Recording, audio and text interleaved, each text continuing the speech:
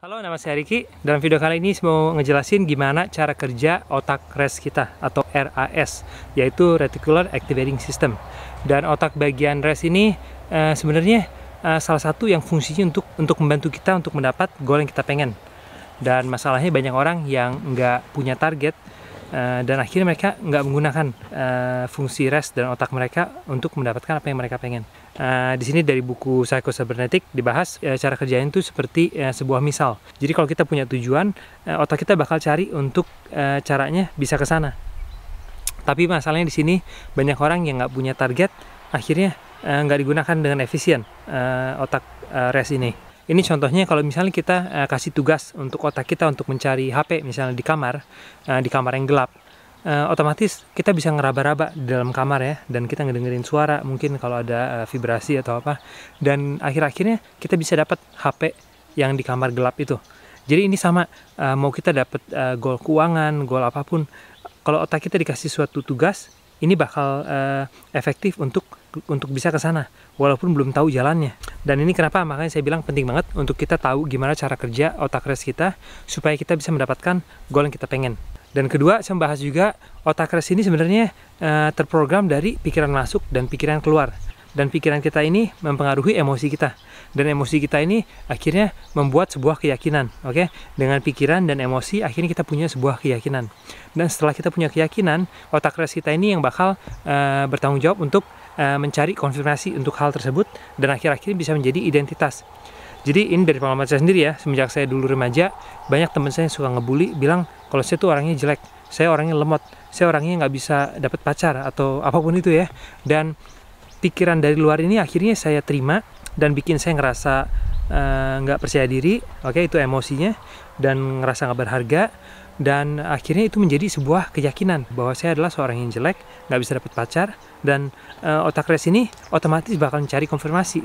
Dan waktu saya PDKT cewek, dia nggak mau sama saya, akhirnya saya punya bukti bahwa oh ternyata benar apa kata teman saya nggak bisa dapat pacar, dan ternyata benar waktu saya PDKT sama cewek saya nggak bisa dapat, dia ngejauhin saya gitu. Oke, jadi ini cara kerja otaknya. Jadi sama juga mau itu goal tujuan keuangan kamu. Jadi contohnya kalau kita misalnya kasih tugas, kita pengen punya usaha dengan penghasilan segini, kerja dari rumah, otak kita bakal cari cara untuk bisa ngedapetin itu. Dan ini otak RAS ini bukan hanya untuk mendapatkan goal keuangan ya. Ini sama juga dengan misalnya dengan hubungan dengan orang lain atau pasangan. Banyak pasangan yang bermasalah, mereka nggak tahu cara kerja otak RAS ini. Jadi sering banget antara pasangan ya, mereka fokus dengan sisi negatif atau kekurangan masing-masing. Dan otak RAS ini otomatis bakal mencari kekurangan dari pasangan tersebut. Oke? Karena intinya di sini nggak ada satu orang pun yang sempurna di dunia ini ya. Jadi semakin kita fokus dengan kekurangan pasangan kita, semakin otak RAS kita mencari kekurangan dari pasangan kita. Itu cara kerjanya.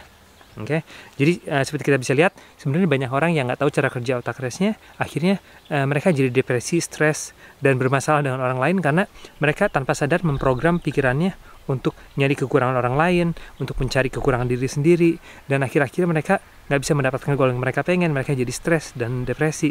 Oke, dan ini sebaliknya juga, otak RAS ini sebenarnya bisa kita program untuk bikin kita lebih bahagia, lebih percaya diri, lebih bersyukur, untuk bisa mendapatkan goal yang kita pengen, kita merasa berhak. Oke, ini otak RAS kita.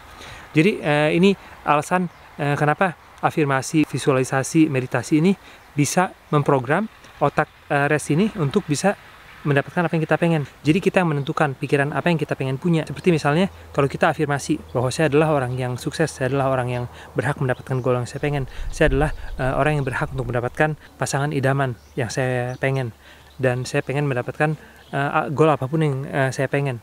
Dan kita afirmasi juga bahwa kita tuh orang yang pinter, bahwa kita adalah orang yang berhak, kita adalah orang yang kreatif. Dan pelan-pelan ini otak RAS kita bakal mencari konfirmasi bahwa emang bener, ternyata waktu itu saya bikin YouTube video, banyak yang suka, banyak yang like. Waktu saya daftar kerja, saya diterima. Jadi otak RAS ini bakal konfirmasi sebaliknya. Oke, sama dengan saya bilang juga dengan pasangan. Kalau kita fokus dengan kelebihan, bukan kekurangan dari pasangan kita, semakin otak RAS kita mencari kelebihan dari pasangan kita. Dan ini sebenarnya inti gimana caranya kita bisa lebih percaya diri dan hubungan dengan pasangan juga lebih baik. Oke, dan akhir-akhirnya bisa mendapatkan goal yang kita pengen. Oke, jadi itu kenapa penting banget untuk bisa tahu cara kerja otak race kita untuk bisa mendapatkan goal yang kita pengen. Saya sekarang ngejalanin program life coaching. Kalau kamu tertarik, kamu bisa cek websitenya indofitnessfamily.com, dan di sana kamu bisa booking waktu untuk ngobrol dengan saya. Dan kalau misalnya cocok, nanti kamu bisa daftar.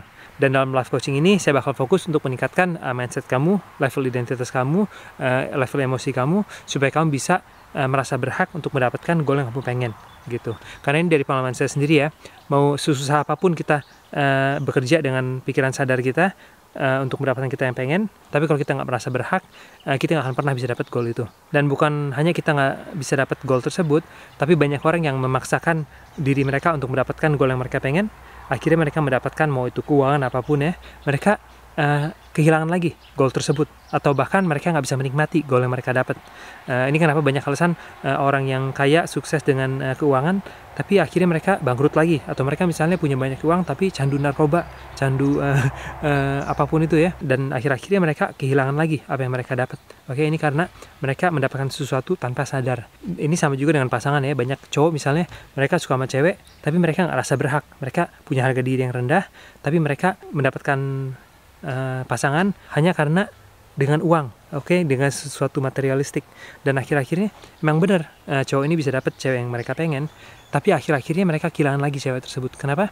Karena mereka nggak pernah ngerasa berhak untuk mendapatkan istrinya sendiri, pasangannya sendiri.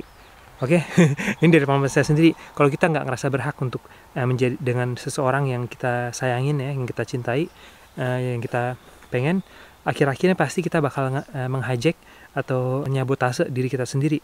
Akhirnya kita kehilangan pacar kita, mau itu dengan rasa cemburu yang berlebihan atau apapun itu. Oke, segitu ya untuk kesempatan kali ini. Makasih banyak udah mampir. Semoga video ini ngebantu, dan sampai lain kali.